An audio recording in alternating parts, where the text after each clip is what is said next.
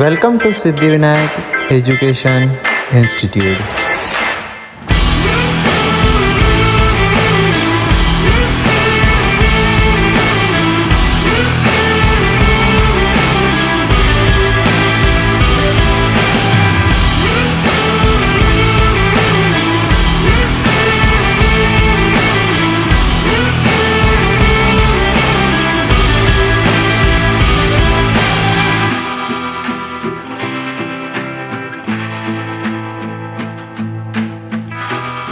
Hello students, I am Yashita Hirapure from Siddhivinayak Education Institute, Gondia.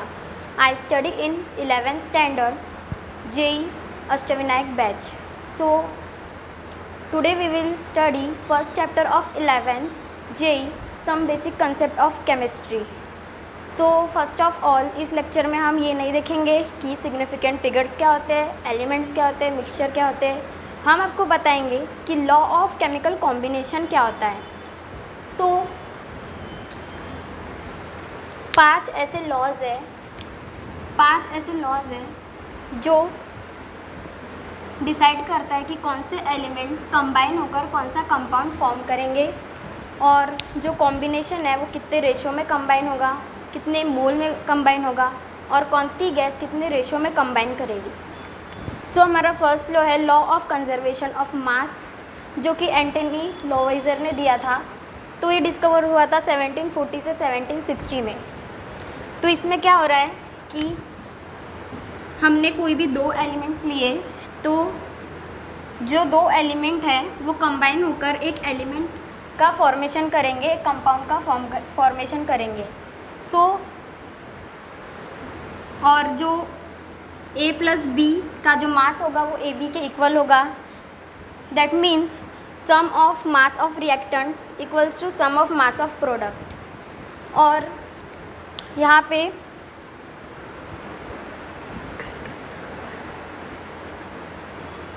हमको पता चलता है कि mass can neither be created nor be destroyed. So हमारा second law है law of definite proportion.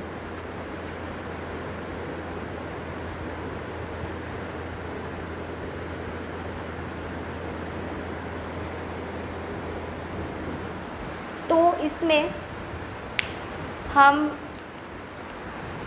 Law of definite proportion में जैसे कि हम कोई भी एलिमेंट लेंगे तो उसका जो मास है वो फिक्स्ड होगा और इक्वल रेशो में होगा.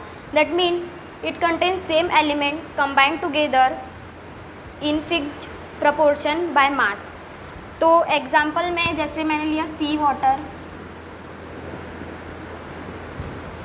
टैप वाटर और रेन वाटर.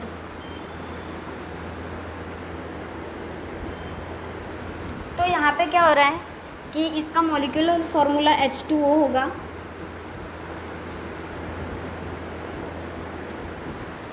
और इसका जो रेशो आ जाएगा वो होगा H/O, मतलब हाइड्रोजन इज टू ऑक्सीजन. तो हम जैसे दूसरी कंट्रीज़ का भी वाटर लेंगे तो उसका जो मॉलिक्यूलर फार्मूला होगा वो H2O ही होगा और ये एक फिक्स प्रपोर्शन में होगा.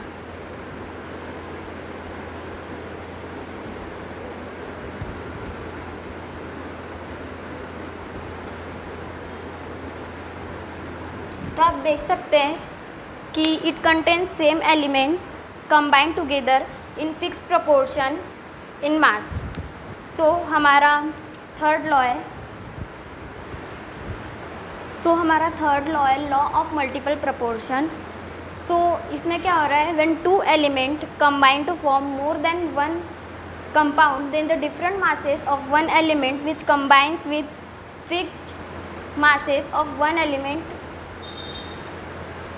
other element bears a small whole number ratio to one another. तो इसमें जैसे मैंने कोई भी टू एलिमेंट लिए, एग्जाम्पल में कार्बन और ऑक्सीजन, तो ये कंबाइन करके फॉर्म करेगा CO2. ये कंबाइन करके फॉर्म करेगा CO. तो इसमें क्या हो रहा है कि दो एलिमेंट कंबाइन होकर एक कंपाउंड फॉर्म कर रहे हैं और इनके जो मासेस होंगे वो फिक्स्ड होंगे, जैसे कि तो इसमें कार्बन का मास जो है वो फिक्स्ड है और ऑक्सीजन का मास डिफरेंट है।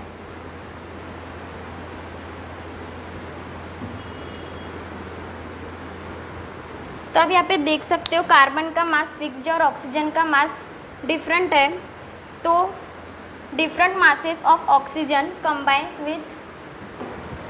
with fixed mass of carbon। so ये लॉ भी हमारा ख़त्म होता है।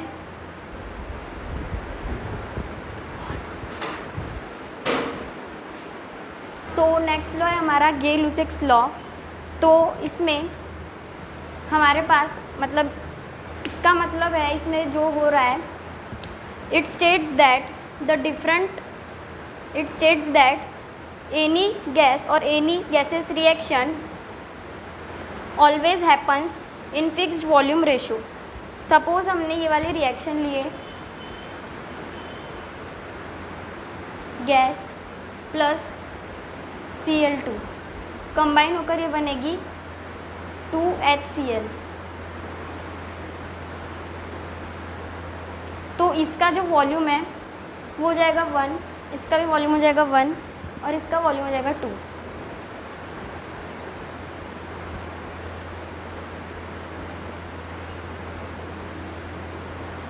तो यहाँ पे हमको एक रेशो मिलता है 1:1:2। तो इसमें ये बता रहा है कि इसमें कोई भी हम गैसेस का रिएक्शन करते हैं तो हमको फिक्स्ड वॉल्यूम रेशो मिलता है। सो ये लॉ भी ख़त्म होता है।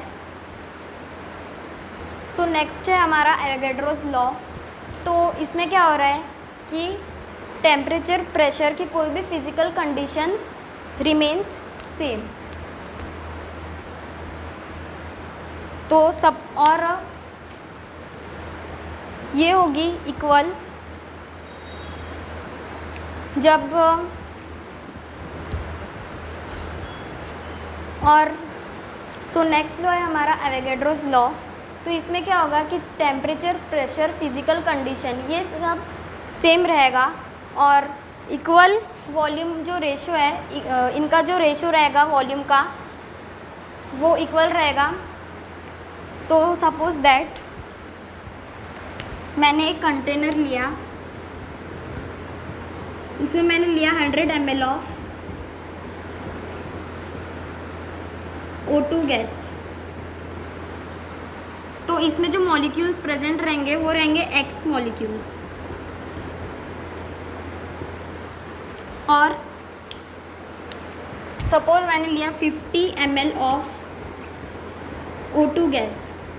तो ये तो हाफ हो गया, तो इसमें रहेंगे 1/X मॉलिक्यूल्स।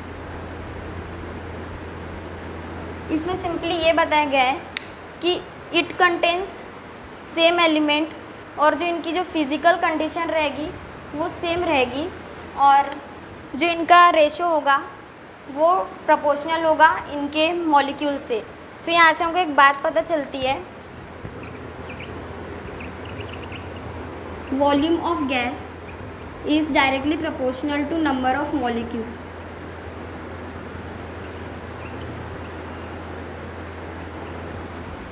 तो यहाँ पे हमारा ये टॉपिक ख़त्म होता है। Thank you so much for watching.